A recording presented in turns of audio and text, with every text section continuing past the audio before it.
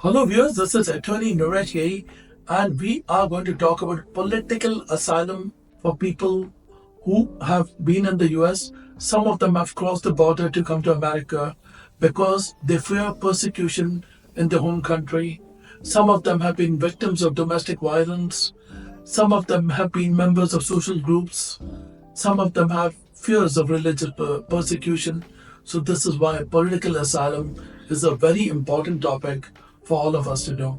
Asylum means you have a fear of persecution under Section 208 of the Immigration and Nationality Act because of your race, your religion, your membership in a social group, or because of your political opinion. So, number one is that take an example. You came to America, you entered with a visa or without a visa. Generally, it is advisable that you apply for political asylum within 1 year. Now, take an example that you left your country because of war and or because of genocide. So if you're coming from any country, so there are countries wherein gays have no rights and gays get killed. A eunuch gets killed. A victim of domestic violence, a victim of dowry comes to America and they say that if I go back, my in-laws are going to kill me or I will be killed because of my voice in a particular country. It can be any country in the world. And you're raising your voice against the government of that country. And the government is not happy about your behavior. Or for example, if you are a Shia Muslim in a Sunni country, like example what is going on in Pakistan, where the Shiites are getting killed. If you're a Hindu in Pakistan, because they're being forced to convert, or basically they're killing you. That is religious asylum. So they're killing you because of your religion, or they're forcing you to convert, or they're asking you that you cannot live in this country because you're a gay, or if you're a victim of domestic violence, and the country is saying it is an acceptable thing, you're a woman, you should be used to torture. America says no. You've been a victim of domestic violence, you can apply for political asylum. So the number one thing that one has to know about asylum is the fear of persecution. Means when you go back, you'll be either killed by the government actor, or you'll be killed by the political party in power, killed or you'll be kind of persecuted, or the social group is so powerful that you're scared of going back to the country. Next thing you have to know, generally it is advisable that you apply for asylum within 1 year. Because if you apply within 1 year, it's much easier for you to get your case approved. Because after 1 year, you have to show exceptional circumstances or extraordinary circumstances. So when a person applies for relief before the immigration court, you generally apply for asylum, then you can apply for withholding of removal, and you can also apply for relief under Article 3 of the Convention Against Torture.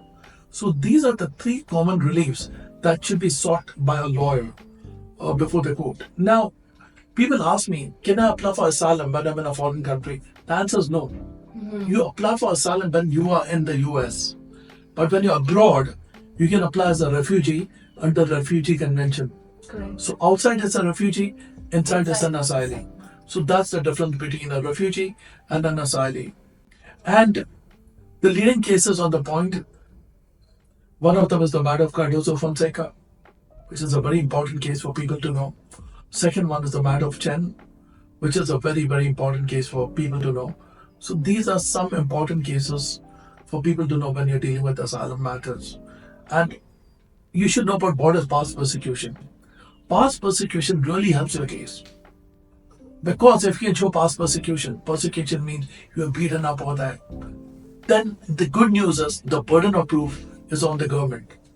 The government has to show, no, you are not beaten up. No, you're not a credible witness. No, you're lying. No, you can go and settle in another part of the country.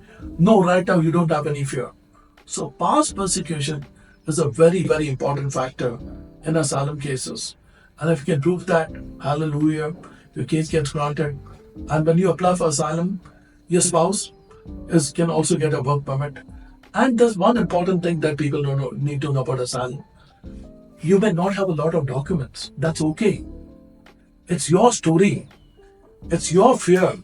And the US government is okay with that. And once if you apply, you get your work permit after 7 or 8 months. Then you can get a social security card. get your driver's license, your life moves on. And when you win your case, it's great.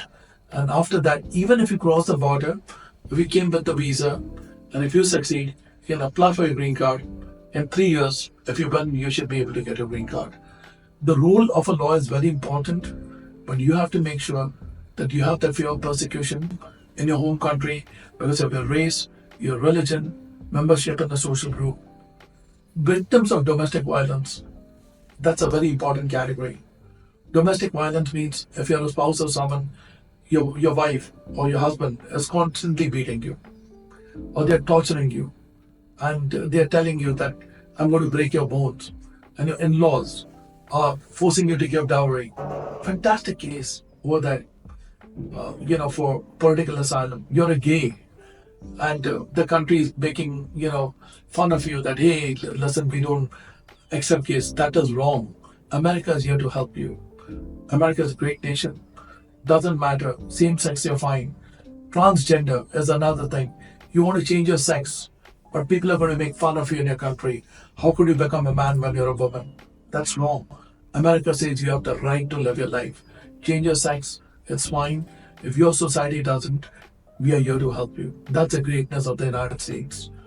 Other than that, take an example about political asylum. You are into politics. Party A and Party B. You don't get along. The ruling party is saying that if we find you next time, we are going to kill you. Political asylum. You're raising your voice against the government. Can be any government in the world. You're raising your voice against the government. You're a student leader in a country. You're not happy over politics. Political asylum is the way to go. Religious. Can be of any religion. You might be living in a country where Christians are getting persecuted, Hindus are getting persecuted, Muslims are getting persecuted. America is saying come and apply for your political asylum. Now, about the paperwork requirement, in these cases, people don't have a lot of paperwork, and that is fine. It's your statement, it's your testimony. The testimony of the respondent is enough to qualify when you can show that it's difficult to find the paperwork in your case. You won your case. But it's you that matters. It's your credibility that matters. It's your convincing capacity before the court that matters. As far as you can show that you cannot settle in that country, anywhere in that nation, and you're not even safe because you cannot even go to another nation, and your fear is continuing in nature, America is here to help you. And that is the beauty of political asylum.